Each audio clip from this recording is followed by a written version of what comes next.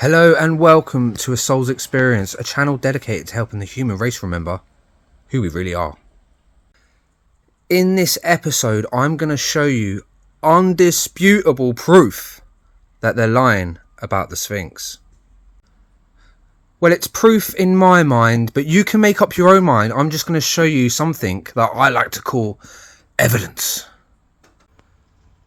So first of all, what would mainstream teachings have us believe? Let's have a look here. So archaeologists, and who can argue with someone with a degree, right?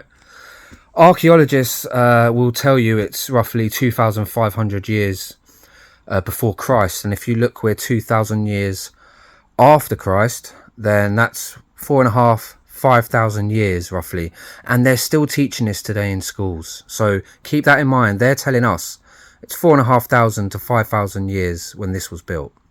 Now, many people suggested it was much older, between 11 to 20, possibly even 30,000 years old. But there's definitely some evidence here that suggests it's at least twice as old as 5,000 years, actually around 11,000 years. And let's have a look at this information here.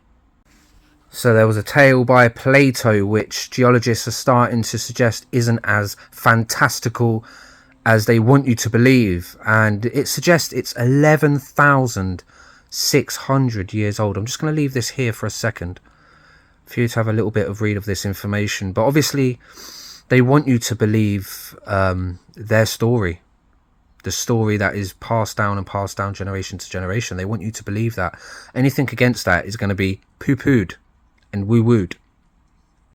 Sorry, Meltwater Pulse 1b. Sorry, Meltwater Pulse 1b.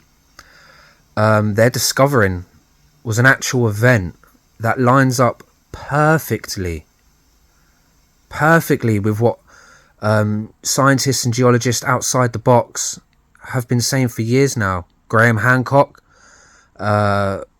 great thinker outside the box, has been saying this for years and inspired me to make this video. Actually, I saw one of his videos about a couple of years ago. Always wanted to do a topic on the subject because I believe strongly in this. And if you look at what I'm about to show you in a second, you're going to start really questioning what you've been taught your whole life. Let's have a look at this. Look at this beautiful random rock just sitting in the ocean. Why am I showing you this rock?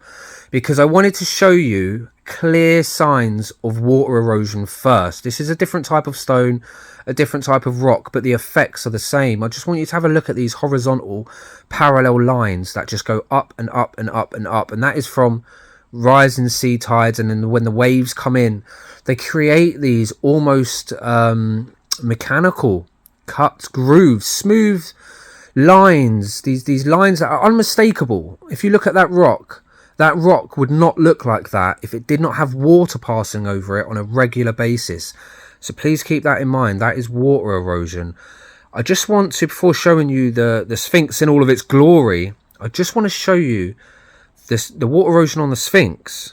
And remember, they're telling you this wasn't around when there was water in the desert. This was built when this was a desert. There was no water. It's never been in contact with rain. There's no chance that the Sphinx can have water erosion if it was only built 4,500 years ago. So what the hell is this? Boom. I've put a close-up here. I'm going to show you the Sphinx in all of its glory in a second. But we can clearly see the same patterns. I told you it's a different type of rock. Obviously, this rock's been sat around. The other rock next to it's got more pronounced grooves because it's constantly, it's still getting battered by the sea. But we can clearly see the same horizontal parallel lines that have been caused only by water erosion. So straight away, this is evidence, rock hard evidence that the Sphinx is much older than what they're telling you. Let's have another look here. So the water erosion goes completely up. I think there was some damage done to the nose on another occasion. There's another story about that. I won't go into detail about that because I haven't done a lot of research on that. But there is definitely water erosion going all the way up. And let's have another look here. Bish, bash, bosh. I hope you're loving my drawings, my arrows. They are amazing. Thank you very much. So we can see more water erosion here. And there's actually a really good picture. I want to show you this. Can you see the difference? Can you see the smoothness and the smoothness on the bottom there of them rocks? There's actually evidence of water not just going across this way, but flooding over the top. There's evidence of it flooding over the top. Let's have a look. This is a great example of what I was talking about, of it being the water erosion.